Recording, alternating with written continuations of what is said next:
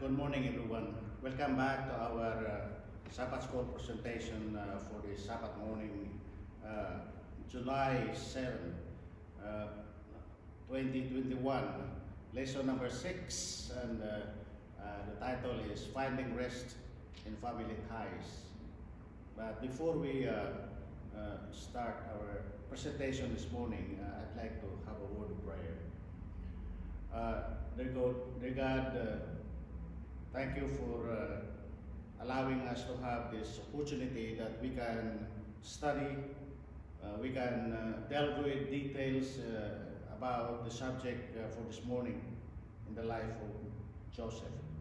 Maybe that as we go through each subject, that we can gain details, learn more about what it is that you want us to learn in order to enhance our relationship with you in spite of dysfunctions that's going on in our families.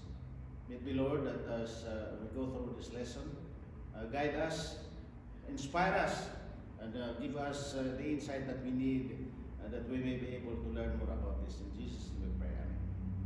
Amen. All right, so this morning, we are going to deal with the life of Joseph,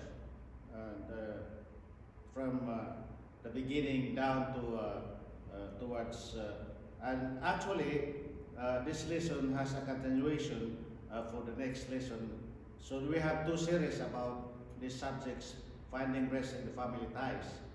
So in the idea of our lesson today is that I'll give you some introduction, and then the subject, dysfunction at home, choosing a new direction.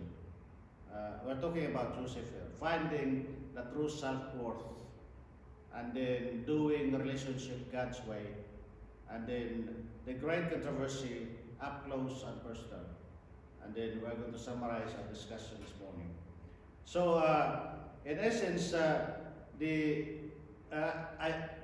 Joseph was born in the bosom of a religious family, but his family is far from perfect, though perfect families even exists. Everything he learned about God thanks to his family was key to make the right decisions in both tough and easy times. And he was spoiled, abandoned, humiliated, exalted, defamed. His life was a constant change. However, the circumstances did not shape his destiny, but his decision did. What happens when your family is not perfect? And then when you begin from scratch, when you are nobody, and then of course when your relationships are troublesome, and then this is the one when you are facing new challenges. So this issue for many people, the title of this week's lesson may seem a little strange. How can you find rest in family ties if your family is dysfunctional? What if you have an authoritative, overbearing father? Perhaps you have little or no relationship with your mother. Or what if there are intense sibling rivalries? Of course, there are many families with close bonds of affection. The home is a supportive place where love is openly expressed, but this is not always the case. We can take courage from Joseph's experience, rejected by his jealous brothers, sold into slavery, separated from his family, unjustly condemned and imprisoned. Joseph still managed his faith, maintained, The trials he experienced did not make him bitter. They led him to trust God more fully. Though these trials, God trusts shaping his character and preparing him for a position of honor in the Egyptian kingdom. One day he would sit with the Pharaoh on the throne of Egypt as a trusted advisor and overseer of the vast resources. And so this week's lesson focuses on two eternal truths. First, though we may go through trials and face difficulties, this does not in any way mean that God has forsaken us or loves us any less. God's love reaches us where we are, no matter what life throws at us. Second, the challenges we face are often preparing us for something far greater. When we can imagine God has a plan through it all and is working to accomplish His ultimate purpose in our lives. The story of Joseph is the story of a young man who was faithful to God amid dysfunctional family relationship, but God eventually used him to save his family and restore relationship that he had lost. So that is the question is, we get to choose many things in life, but none of us got to choose the families we were born into. Many of these families are far from ideal. Many family relationships are often complicated and painful, leaving us restless, hurt, and carrying loads of emotional baggage that we often dump on others. How can we find rest in this area of our lives? This week is the first two lessons based on the story of Joseph. In this lesson, we explore how Joseph personally coped with serious family dysfunction. In the next lesson, we consider how God was able to use Joseph to bring reconciliation into his family. So that is our lesson for this week's preview. So here are key texts in 2 Peter 3:17 and 18. It says, "You therefore, beloved, since you know this beforehand, beware lest you also fall into your own steadfastness, being led away with the error of the wicked, but grow in grace and knowledge of your Lord and Savior, Jesus Christ. To him be the glory both now forever. Amen." So think about this text for our lesson today. In our Sunday, dysfunction at home. Joseph came to know what family dysfunction is from personal experience. But the dysfunction in his family went back several generations, as is usually the case. And how many evidence of dysfunction can you list from the families of Abraham, Isaac, and Jacob? You can review the story of Genesis 34.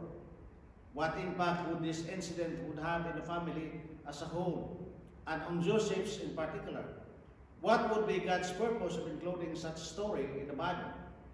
When the history of all three generations, why do you think Abraham, Isaac, and Jacob are listed as heroes of faith in Hebrews 11:17-22? So let's look at this one, because in here we can see that the Hebrew says, by faith, Abraham, when God tested him, offered Isaac as a sacrifice. He who had embraced the promises was about to sacrifice his one and only son. So even though God had said to him, it is through Isaac that your offspring will be reckoned, Abraham reasoned that God could even raise the dead. And so in a manner of speaking, he did receive Isaac back from death.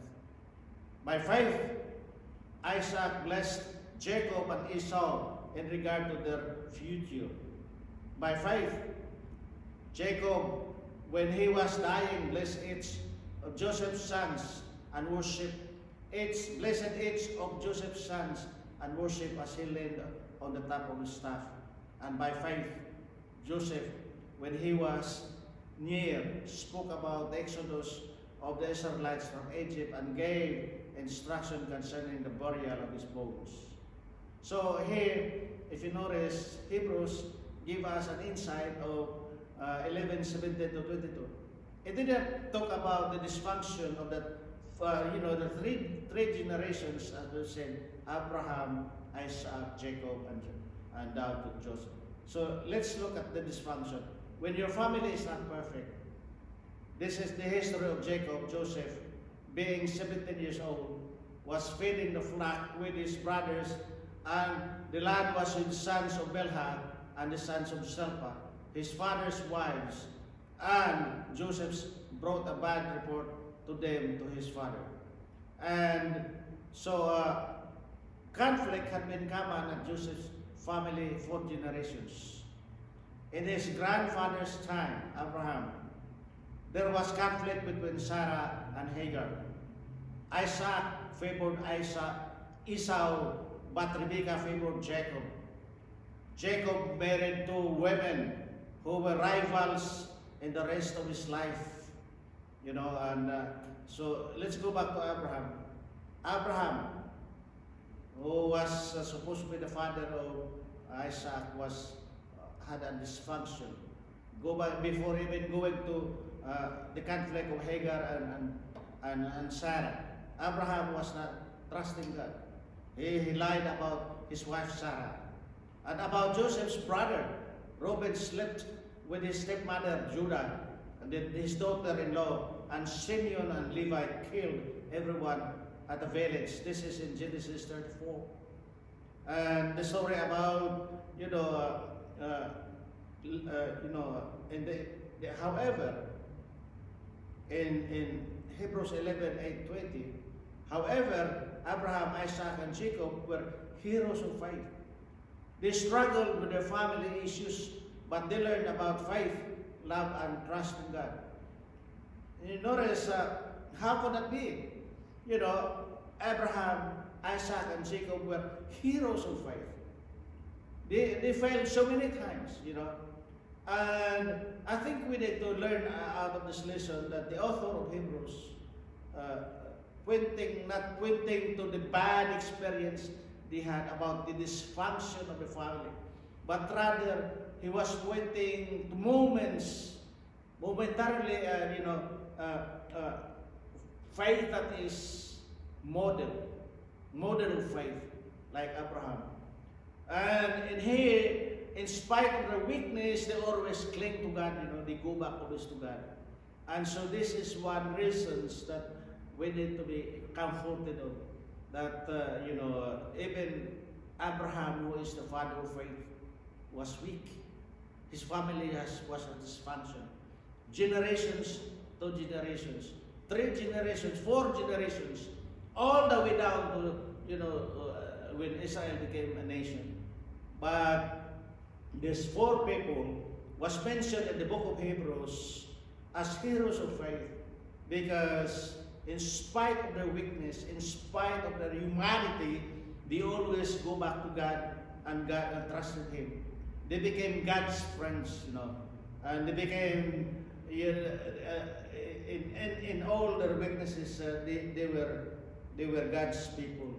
So here we can see that the groundbreaking study titled Cradles of Eminence analyzes the childhood experience of more than 400 individuals.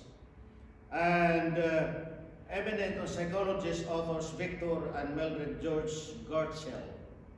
Eminent is defined as a superior or achieving excellence in their field, as opposed to having natural talents. These people are scientists, politicians, movie stars, entrepreneurs, authors, playwrights, and sports heroes. The question that the Gertzel raised was, what early childhood experience shaped the future lives of these outstanding individuals? And what they discovered surprised them. Many of these people experienced childhood drama. Some were sickly, others were brought up in dysfunctional families, and still others experienced significant childhood injuries. A number of these children who achieved excellence were raised in loving, supportive families. The shocking truth of the cradles of eminence is that our fundamental choices and the discovery of a real purpose in life are more important than our environment or genetics in determining the heights that we reach and contributions to society that we make. This was certainly through in the story of Joseph. Think about his genetic background for a moment. Abraham, dysfunction. Isaac's favoritism. Jacob's, multiple problems in life. There were liars, Isaac, there were liars and thieves in his family tree. His paternal home was punctuated with dysfunction. His father's favoritism angered his brothers, and they exhibited jealousy, greed, and bitterness. The solution, get rid of Joseph. Think about Joseph's journey and remember his genetics and his dysfunctional family environment. So let's read the text here. When Joseph became the victim in a horrific episode of abuse, how did he cope with it? And we can see in Patriarchs and Prophets in the story here. This is not mentioned, but I'd like to quote here Ellen White. In Patriarchs and Prophets, chapter 20, page 213 and 214. When he was sold by his brothers to the people who were passing through, and Ellen White said in her comments in Patriarchs and Prophets, then his thoughts turned to his father's God. In his childhood, he had been taught to love and fear him. Often in his father's tent, he had listened to the story of visions that Jacob saw as he fled from his home in an exile and a fugitive. He had been told of the Lord's promises to Jacob and how they had been fulfilled. How in the hour of need, the angels of God had come to instruct and comfort, protect him. And he had learned of the love of God in providing for men a Redeemer. Now all these precious lessons came vividly before him. Joseph believed that God in his father's would be his God. He then and there gave himself fully to the Lord. And he prayed that the keeper of Israel would be with him in the land of his exile. When I was reading these quotations, I became emotional. Because can you just imagine, here you are a younger man, 17 years old, taken away from your father's tent, with the jealousy and the fierceness of your brothers, the greed and all the things that they have been doing to him, and being alone with a stranger, going to know, you not know where you are going to end up. And yet, Joseph decided that he then and there gave himself fully to the Lord, and he prayed that the keeper of Israel would be with him in the land of his exile. So here we can see, when you begin from scratch, you seek the Lord your God, and you will find him if you seek him with all your heart and with all your soul. Deuteronomy 4:29. See, Joseph was a favorite son of Jacob. After some time, his brothers hated him, and when they wanted him dead, and they wanted him dead. So Joseph takes pain, complicated relationship, and anxiety with him as a travel to Egypt, where he is to be sold as a slave. This was not a restful trip, as he thought back of his choice. So meanwhile, Joseph and his captors was on the way to Egypt as the caravan journeyed southward towards the borders of Canaan. The boy could listen in the distance the hills among which lay his father's tent. Bitterly he wept as though that loving father in his loneliness and affliction. Again the scene at Dothan came up before him. He saw his angry brothers and felt the fierce glances, the stinging, insulting words that had made his agonized entreaties were ringing in his ears. With a trembling heart, he looked forward to the future. What a change in situation. From the tenderly cherished son to the despised and helpless slave, alone and friendless. And would be his lot in the strange land to which he was going. For a time, Joseph gave himself up to uncontrolled grief and terror. And so here we can see when he was 17 years old, his brothers sold him as a slave.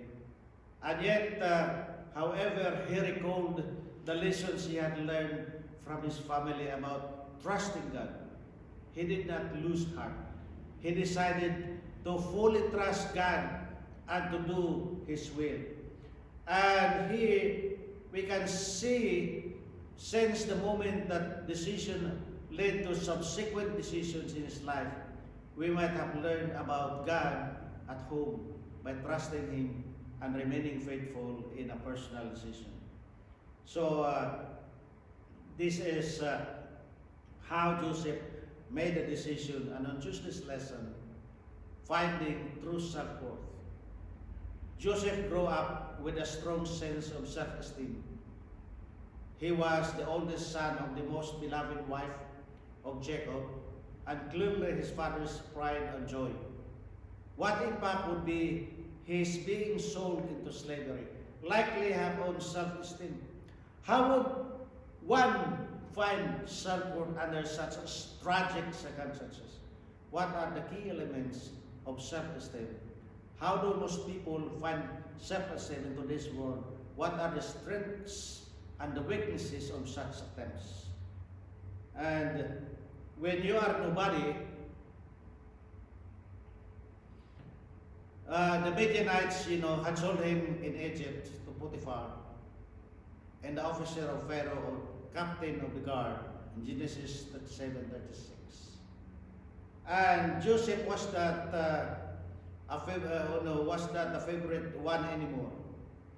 He was nobody, an invisible slave. His self-esteem could have plummeted easily. Joseph's self-esteem here was not based on what others thought about him, but on his worth to God. And this is very important for us to think about. God looks, how does God look at us? God looks at each other, at each of us, with glasses tinted with grace. It says, He sees us now like we will be when we live forever with Him. Says, Jesus said, "Fear not, I have redeemed you. I have called you by your name. You are mine." Isaiah 41:3. Behold, what manner of love the Father has bestowed on us, that we should be called children of God. So here, in spite of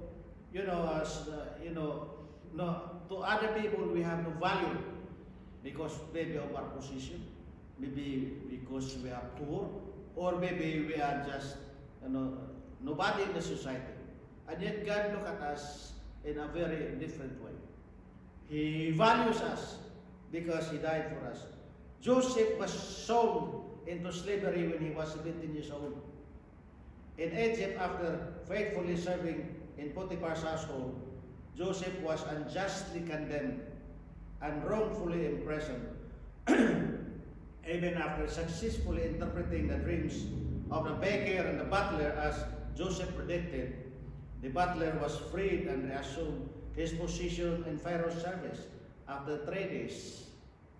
Joseph was left to languish in prison for 2 more years. When Pharaoh had dreams about the 7 fat cows and 7 lean cows and 7 full ears of corn and 7 lean ears of corn, the butler remembered Joseph. According to Genesis 41:46, Joseph was now 30 years old. 13 difficult years had passed, and during this time, Joseph had remained faithful to God. His unwavering faith, sterling integrity, and foreseeing wisdom placed in him in a position of favor with Pharaoh, and became the second in command in the Egyptian empire. So that is how it is important for us to realize that God has something for us, all of us. And so doing relationship God's way.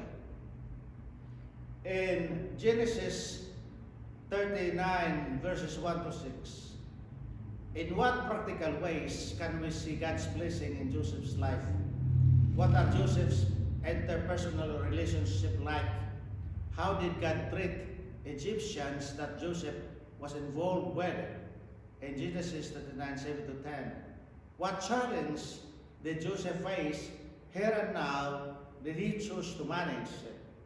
Did Joseph have to deal with a single incident, or was the temptation an ongoing situation?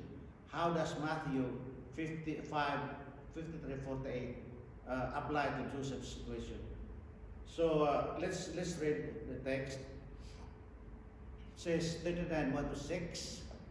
Now Joseph had been taken down to Egypt. Potiphar, an Egyptian who was one of Pharaoh's officials, the captain of the guard, bought him from the Ishmaelites who had taken him there. The Lord was with Joseph so that he prospered and he lived in the house of his Egyptian master.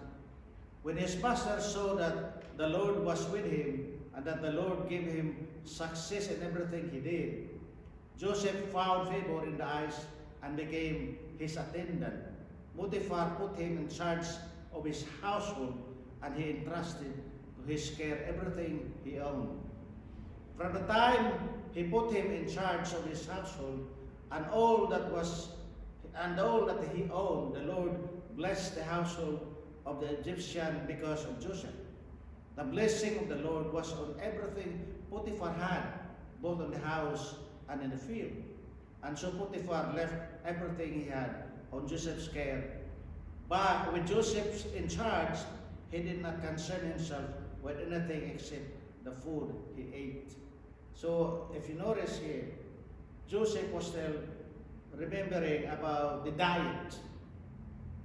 So here we can still see the lingering or the lessons that he learned. Remember, the friend of Daniel's. And so, about the diet. And so, the experience in the past 13 years had prepared Joseph for a present moment, 13 years before Potiphar's house. The scripture declares, and his master saw that the Lord was with him, and the Lord made him all he did prosper in his hand. Joseph's past did not determine his present. Let me repeat this. Joseph's past did not determine his present. He was faithful to God and received God's favor even in the most challenging circumstances. When Potiphar's wife made an unwanted advances toward Joseph continually, it was not only one time. He fled. His words to her are classic. How can I do this great wickedness and sin against God? When he was unjustly imprisoned, his leadership ability and solid character impressed the jailer once again. Joseph rose to leadership position. God favored him. The narrative states that, but the Lord was with Joseph and showed him mercy and gave him favor in the sight of the keeper of the prison. Genesis 39:21. After interpreting the butler's and baker's dream, Joseph did not become over anxious about the imprisonment. He determined to trust God and do his best in the task lay nearest. When eventually called to interpret Pharaoh's dream, he took no credit to himself. he simply said, "It is not me." God will give Pharaoh an answer of peace. When Pharaoh understood the dream and its significance, he chose Joseph to build a storehouse to preserve grain during the 7 years of plenty. And because of that, the Spirit of God was in him, and Joseph was discerning and wise. Joseph's genetics environment did not determine his future.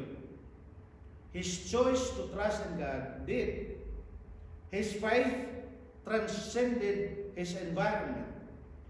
This quote attributed to Aristotle speaks of the value of the positive choices, making it excellence is never an accident. It is always the result of high intention, sincere effort, and intelligent execution. It represents the wise choice of many alternatives. Choice, not chance, determines your destiny. This is from Aristotle quotes that changed the world, Western world. So here we can see when your relationships are in troublesome, there is no one greater in this household, Joseph said, when he was tempted. Nor I was kept back in anything from him but you, because you are his wife. How then can I do this great wickedness and sin against God? So here we can see God blessed Joseph so he could find favor in Potiphar's sight. After some time, he was overseeing the properties of his master. Everything went smoothly, but conflict between Joseph and wife for his masters arose. And so Potiphar's wife used to get everything she wanted. And she wanted Joseph. If Joseph did not satisfy her craving, he could be in big trouble. And I always applied the biblical principles he had learned, but God was always first. We must never please someone if that involves transgressing one God's commandments. In here we can see Joseph's integrity. In spite of the temptations, he trusted God. And so we could always, apply the biblical, and this is very important for us to realize the importance of trusting him. Everything that, if Joseph did not satisfy her craving, he could be in big trouble. He wasn't worried about it. He was always true to the principles he learned. He treated everyone with love and kindness, but God is always first. So, in our Thursday's lesson, the great controversy, up close and personal. The question is, did Potiphar believe his wife? Why did God act the way he did? Why did he act the way he did? I mean, we're talking about Joseph here. And then what evidence is there that Joseph found God's rest even in the prison? And we read this in Genesis 39:21-22. How does Ephesians 6:5-13 tie Joseph's situation to the cosmic conflict? And so it says, if the Lord was with him, he showed him kindness and granted him favor in the eyes of the prison warden. So the warden put Joseph in charge of all those held in prison, and he was made responsible for all that was done there. So even in prison, he was faithful to God, and he was blessed. He became a leader in that community, prison community, and so it didn't discourage him. And see, the Lord blessed.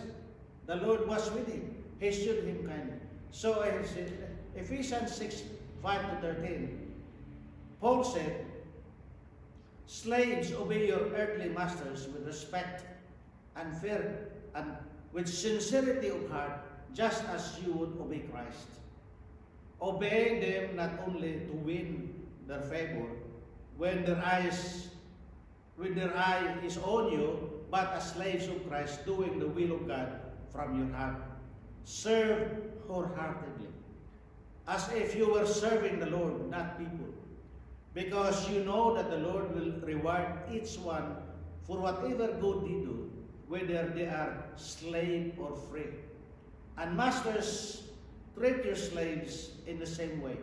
Do not threaten them, since you know that he who is both their masters and yours in heaven, there is no favoritism with him. So here we can see that Paul is applying the principles of, a master and slave relationship. And this is what happened to Joseph. He was faithful. He was as a slave, and he did not fret. And therefore it says here, finally, be strong in the Lord, in His mighty power. Put on the full armor of God so that you can take your stand against the devil's schemes.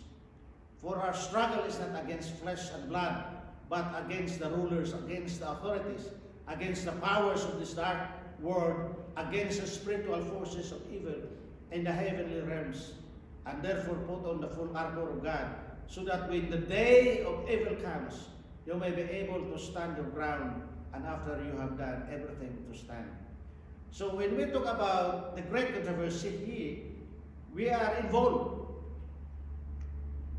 Satan is in every opportunity would like to trap you, would like to snare you, to lose your trust in God. And yet we need to be listening. And the keeper of the prisons committed to Joseph hand all the prisoners. Potiphar could have killed Joseph, but they decided to imprison him, and instead maybe he did not believe his wife's side.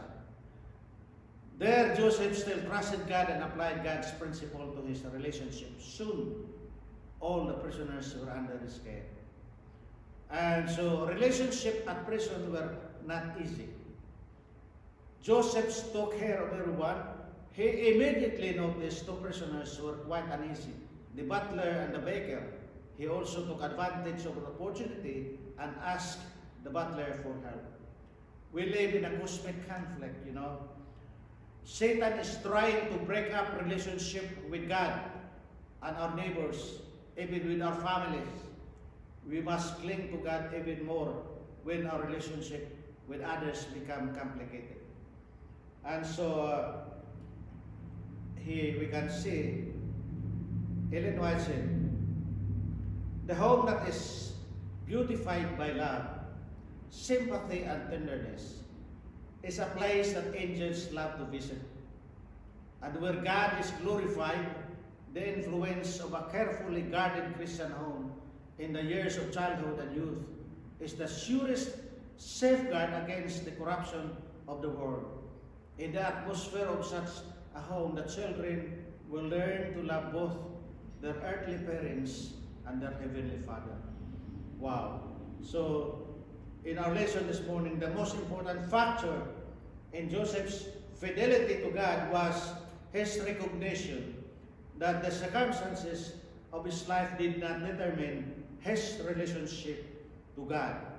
God cared for him, loved him, and strengthened him in every circumstances of life.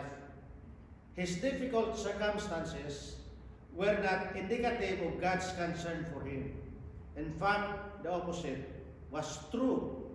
As Ellen White so powerfully states, trials and obstacles are the Lord's chosen methods of discipline and His appointed conditions of success. He who reads the hearts of men knows their character better than they themselves know. The fact that we are called upon to endure trials shows that the Lord sees in us something precious which He desired to develop. If He saw in us nothing whereby He might glorify His name, He would not spend time in refining us. He does not cast worthless stones into furnace. It is valuable ore of His He refines. The blacksmith puts the iron and steel into the fire that he may know what manner of metal they are. The Lord allows His chosen ones to be placed in a furnace of affliction to prove what temper they are of and whether they can be fashioned for His work. The Ministry of Healing, page 471. It took 13 very challenging years, but God was preparing Joseph for something much greater. Joseph had no idea that God's plan were. He could hardly imagine that he would go from a pit to the prison to the palace. In his foreseeing wisdom, God was working for Joseph's best good.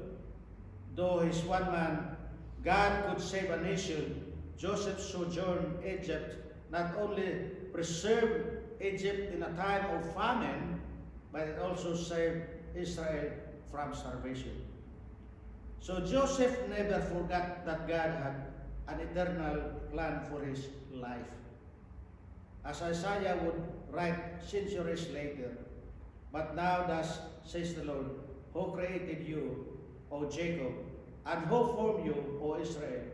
Fear not, for I have redeemed you. I have called you by your name. You are mine.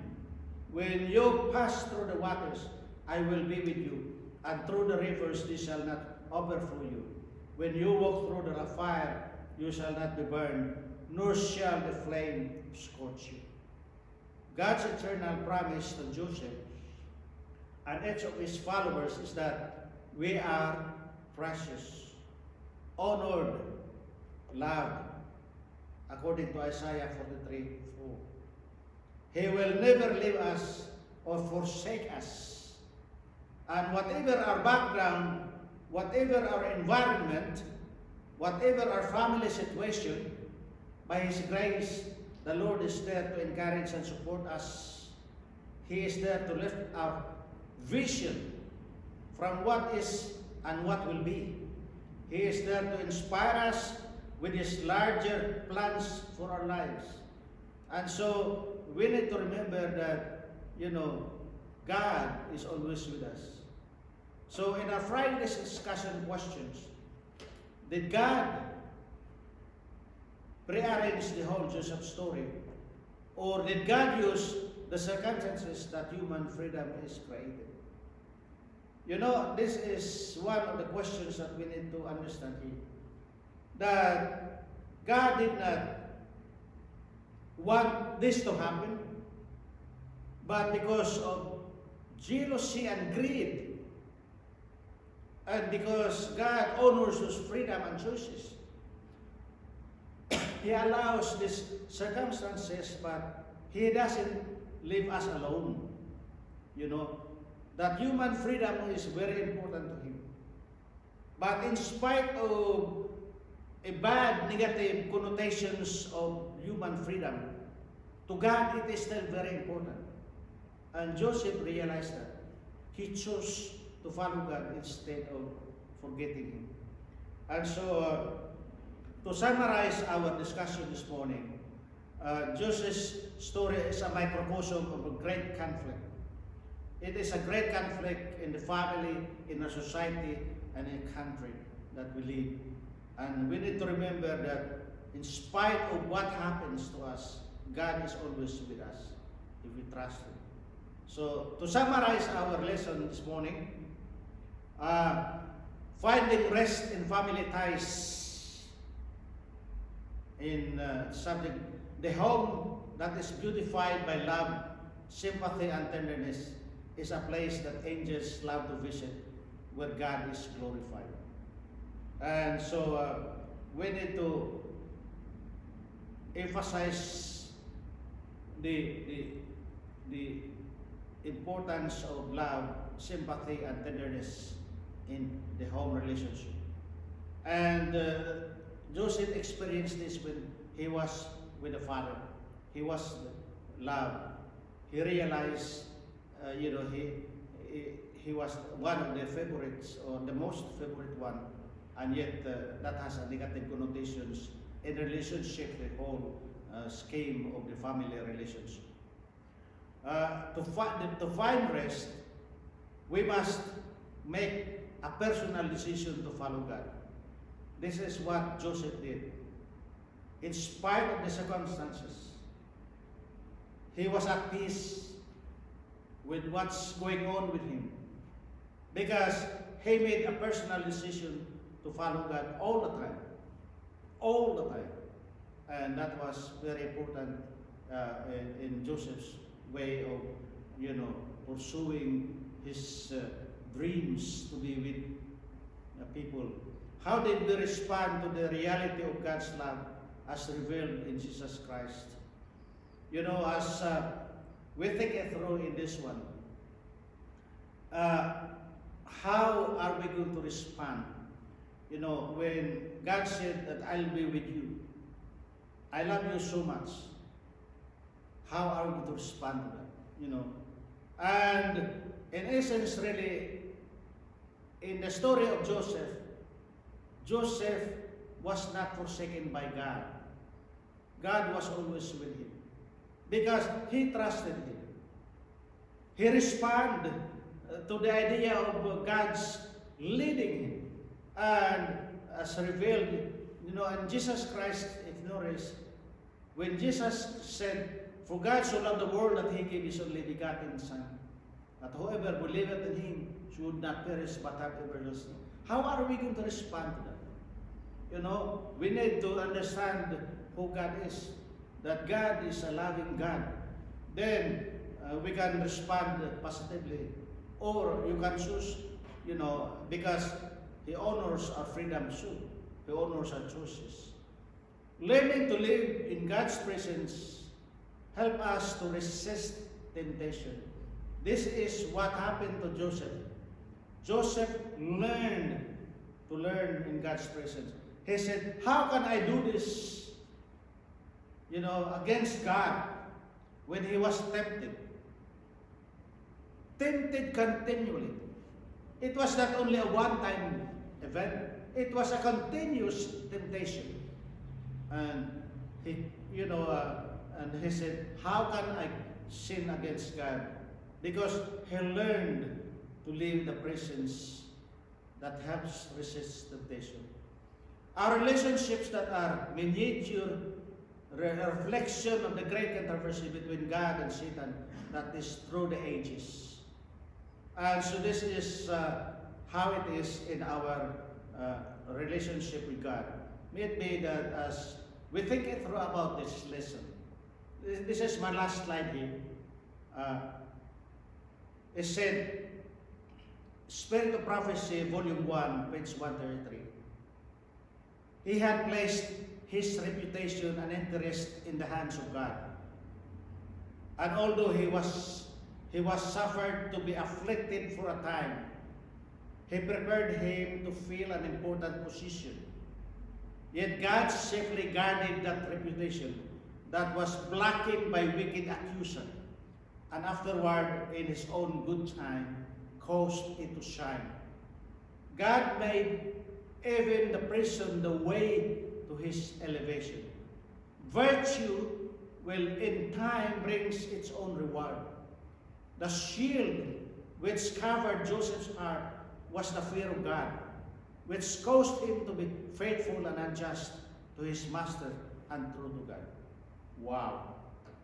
And I hope that we will continue on with this lesson the next Sabbath about Joseph's life and family.